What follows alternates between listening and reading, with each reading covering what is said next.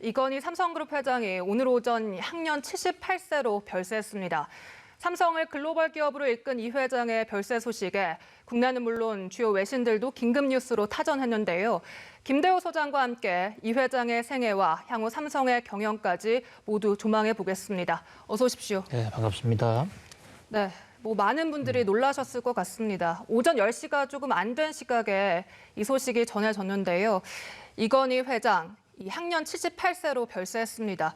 6년 전에 심근경색으로 쓰러져 입원 중이었다지만 최근까지 자가 호흡을 했지만 이렇게 결국 일어나지 못했어요. 그렇습니다. 최근 6년 동안 병석에서 상당히 고생을 많이 하셨는데요. 그때 마다 안 좋은 소식이 나올 때마다 삼성 관계자들은, 특히 삼성병원 관계자들은 이건희 회장은 여전히 호흡을 하고 있다. 그리고 아직도 우리가 회생의 끈을 놓고 있지 않다라고 얘기해 왔습니다. 그리고 이건희 회장이 지금 연세가 올해 사실 어떤 면에서는 겨우 78세밖에 되지 않았어요. 한국 남자의 평균 연령보다는 훨씬 젊은 편입니다.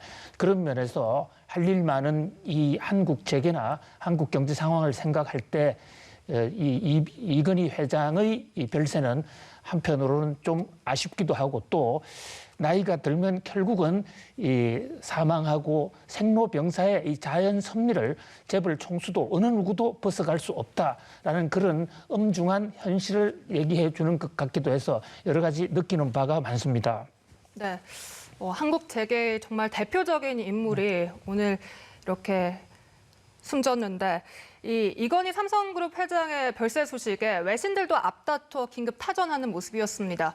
주요 어록들을 이렇게 인용을 하면서 앞다퉈 보도하고 있더라고요. 그렇습니다. 지금 아시아에서는 우리가 일요일 날 지금 오전이지만은 유럽이라든지 미국 일부 지역에서는 토요일 심야 시간대임에도 불구하고 전 세계 언론들이 일제히 이건희 회장의 이 별세 소식을 대서특필 또는 급보로 지금 계속 뉴스를 때리고 있는데요. 그만큼 이건희 회장이 갖고 있는 세계 경제나 또는 올림픽 등을 꾸려왔던 그런 체육인으로서 또는 정치, 경제, 사회에서 미친 영향이 컸기 때문이 아니냐. 특히 뉴욕타임즈라는 미국에서 가장 발행 부수가 많고 가장 이 정평이 높은 신문이죠.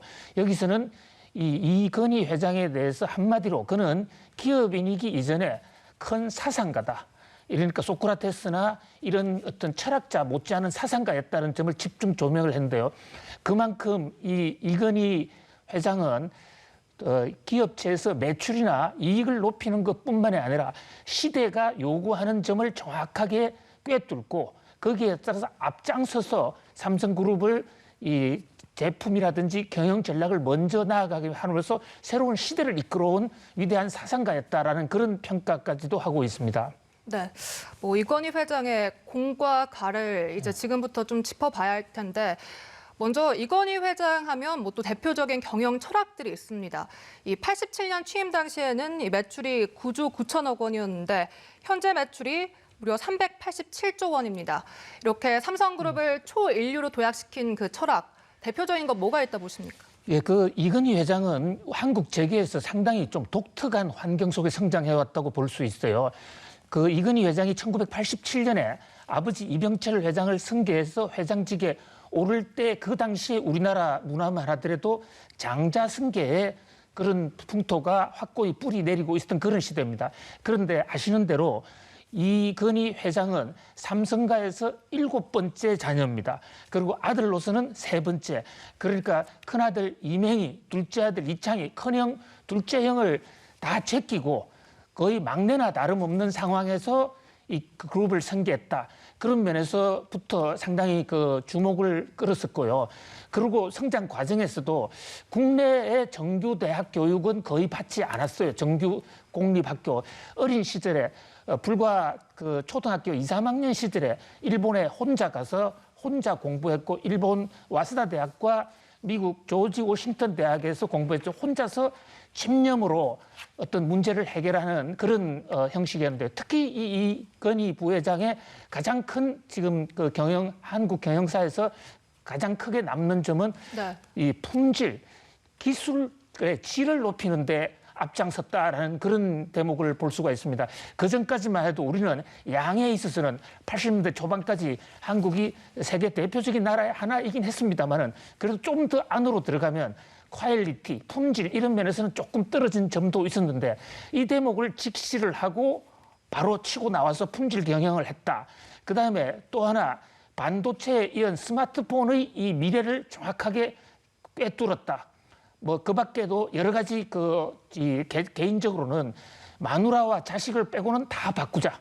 모든 것을 다시 환골탈태해서 새로 하자는 그런 이 프랑크푸르트 선언 이런 것들이 그 대목마다 한국 경제나 우리 기업이 어려움을 겪었을 때 그걸 문제를 정확하게 직시하면서 해결 방향을 제대로 제시했다 이렇게 볼 수가 있습니다. 네, 그러니까요. 이 회장 숱한 명언을 남긴 것으로도 유명합니다. 앞서 말씀하신 마누라와 자식 빼고는 다 바꾸자. 이외에도 또 어떤 어록들이 있습니까? 뭐 그 밖에도 뭐 한두 개를 언급하기에는 시간이 부족할 것으로 보이는데요. 저는 개인적으로 가장 크게 지금도 기억에 오래 남아 있는 것이 2등은 절대 생존하지 못한다. 2등을 할 바에야 아예 은퇴를 하라. 이런 것은 저희들이 그 기자들 사적인 자리에서도 그런 얘기했던 기억이 생생한데요. 우리나라 기업들이 당시에 3등, 4등 이렇게 따라가는 이런 입장이었는데 그 당시에 1등을 하지 못하면 생존하지 못한다. 그래서 1등 전략을 펴왔다. 이러면서 이제 모든 것을 바꿨다라는 이런 대목이 굉장히 이채롭고요. 그 밖에도 많은 어떤 이 기업인들을 삼성 출신뿐만이 아니라 인재제일주의는 원래 아버지 이병철 회장이 근거입니다만은 그 인재제일주의를 그야말로 전 세계에 있는 인재를 골고루 등용을 하면서 우수하거나 평판이 좋다고 그러면 삼성 출신이냐 어느 지역 출신이냐 학교 출신을 가리지 않고 인재를 널리 데리고 와서 그 인재들에게 모든 것을 일을 마음껏 할 수 있는 여건을 만들어준 거 이런 점들이 특히 기억에 남습니다. 네, 뭐 한 인물에 대한 밝은 부분, 빛이 있다면 그림자도 있기 마련입니다. 이건희 회장 체제 아래서 또 많은 이런 정관계 불법 로비, 문호조 경영, 어둠 면이기도 한데요. 지금까지 또 삼성그룹의 발목을 잡는 악재로도 작용을 하고 있어요. 그렇습니다. 1987년에 이병철 회장이 돌아가시고 나서 그 승계를 한 이건희 회장님께서 당시에 낸 상속세가 도합 180억에 불과합니다. 우리가 오뚜기에 오뚜기 기업이 착한 기업이다, 아름다운 기업이다라고 한때 화제를 모은 적이 있는데 오뚜기가 이 아버지 돌아가신 내후에 낸 상속세보다도 삼성이 낸 상속세가 훨씬 적거든요. 그러니까 상속세를 거의 내지 않았다. 그다음에 본인만 내지 않은 것이 아니라 그것을 이제 자녀에게 승계하는 과정에서 자기 자식에게 물려주는 것은 좋습니다만 그 과정에서 세금을 내지 않기 위해서 각양의 금융기법을 남용했다. 그런 평가를 받고 있죠. 이를테면 이 에버랜드의 전환사채라든지 또는 삼성 SDI, SDS라는 회사의 신주 인수권부 정권 이런 것을 통해서 세금을 내지 않고 아들인 이재용 씨한테 물려주는 그 과정에서 탈법을 했다. 그것이 특히 이제 지금은 사망을 했습니다만은 국회의원 노회찬 의원의 그 과정에서의 안기부 X파일이 터져나오고 검사들까지도 삼성그룹이 조종을 해서 돈으로 매수를 했다. 이런 얘기까지 나오면서 한쪽으로서는 어떤 정경유착의 상징, 비기기업의 상징, 또 노조 입장에서 보면 끝까지 돌아가시기 직전까지도 삼성그룹 전 회사를 통해서 노조를 절대 인정하지 않는 그런 마지막까지 강경함을 보였거든요. 네. 그런 면에서는 좀 공과 과가 엇갈린다 이렇게 볼 수가 있겠습니다. 네, 실제 이재용 부회장 불법 승계 의혹 그리고 또 이 국정농단 관련해서 파기환송심도 앞두고 있습니다. 앞으로 3, 4년간은 이 사법 리스크 불가피할 것으로 보이는데요. 좀 어떻게 전망하시는지요? 예, 이재용 부회장이 지금 당면하고 있는 재판은 크게 두 가지로 볼 수가 있습니다. 하나는 최순실 국정농단 재판에서 그 최순실 일행들에게 말을 준 것이 뇌물이냐 아니냐. 이 대목이 1심에서는 유죄 선고를 받고 징역형까지 들어갔었죠. 그런데 2심에서 상당 부분 무죄 판결을 받고 석방이 됐습니다. 근데 대법원에서 이게 파기환송이 유죄 취지로 파기환송이 됐습니다. 네. 그래서 지난주에 다시 재판이 또 시작됐고요. 또 하나의 재판은 삼성물산과 제일모직을 합병하는 과정에서 그 합병 비율을 조작해서 이 삼성그룹의 재산을 이재용의 이 경영권 승계 자금으로 돌렸다라는 그런 재판이 또 하나의 재판으로 두 트랙이 지금 시작되고 있어요. 특히 두 번째 재판에 삼성물산과 제일모직의 합병 건은 이제 재판이 시작이 되면 앞으로 2, 3년간은 계속 걸리지 않겠느냐. 그런 면에서 이 새로 출범하는 이재용 부회장에게는 큰 걸림돌이 될 수밖에 없는 그런 상황입니다. 네. 이재용 부회장 당시 집행유예로 풀려난 이후에 5월에 대국민 사과 기자회견을 열기도 했습니다. 새로운 삼성으로 거듭나겠다라고 밝힌 바 있는데 실제 미래 먹거리도 직접 챙기는 모습이거든요. 좀 어떻게 보시는지요? 그렇습니다. 이재용 부회장이 이제 당시에 처음으로 그 대국민 사과를 했었죠.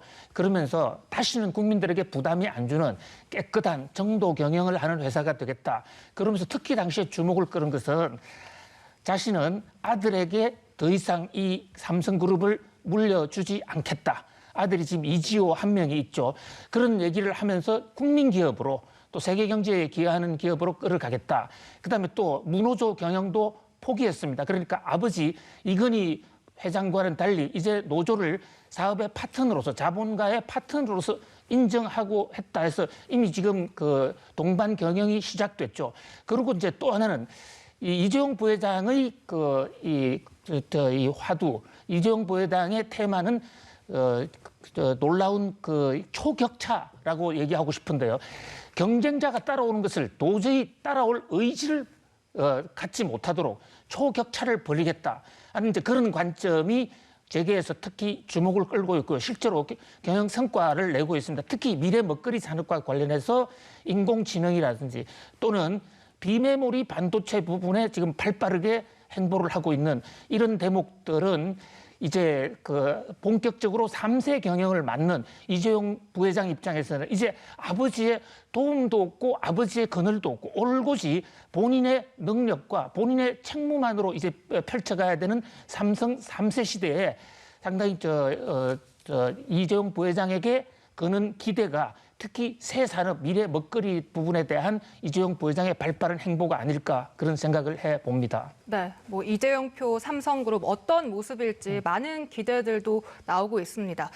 이렇게 삼성그룹도 3세 경영이 본격 시작됐고 현대그룹도 이제 정의선 회장이 취임을 했거든요. 이렇게 4대 그룹 모두 40, 50대 리더가 이끌게 됐습니다. 앞으로 우리 재계 좀 어떤 모습이라 보시는지. 그렇습니다. 오늘 이건희 회장의 타계는 이건희 회장 개인의 어떤 별세 문제를 떠나서 우리 사회에 그러니까 건국 이후에 본격적으로 특히 경제와 비즈니스계의 3세 시대가 활짝 열리는 이제 결정적인 전환점이라고 볼 수가 있습니다. 바로 지난주에 이 현대차의 그 정몽구 회장의 아들인 정의선 부회장이 회장으로 취임하지 않았습니까? 네. 사실 현대차와 삼성 이 두 개 이것을 정권시장에서 흔히 현차 군단이라고 그러는데요. 이 현대차와 삼성 두 회사가 우리 GDP에 차지하는 비중이 거의 40%에 육박합니다. 그만큼 비중이 큰 것이죠. 이 두 회사에 50대 젊은 연보역강한 경영자가 왔다. 그다음에 앞서 LG는 이미 구광모 회장이 그보다 좀 더 젊은 40대로 지금 경영을 맡고 있죠. 이 밖에 한국화약이라든지 많은 기업에도 본격적으로 40대, 50대 경영이 시작되고 있는데요. 물론 나이가 모든 것을 얘기는 하는 것은 아닙니다만은 그동안에 우리가 꾸려왔던 오랜 경륜과 이제 40대, 50대의 이 활동력 또 추진력 이런 것이 가미를 해서 우리 경제도 3세 시대에 걸맞게 다시 한번 훌훌 날 수 있는 그런 계기를 맞았다 이렇게 볼 수가 있겠습니다. 네, 알겠습니다. 김대호 소장과 이야기 나눠봤습니다. 오늘 말씀 고맙습니다. 감사합니다.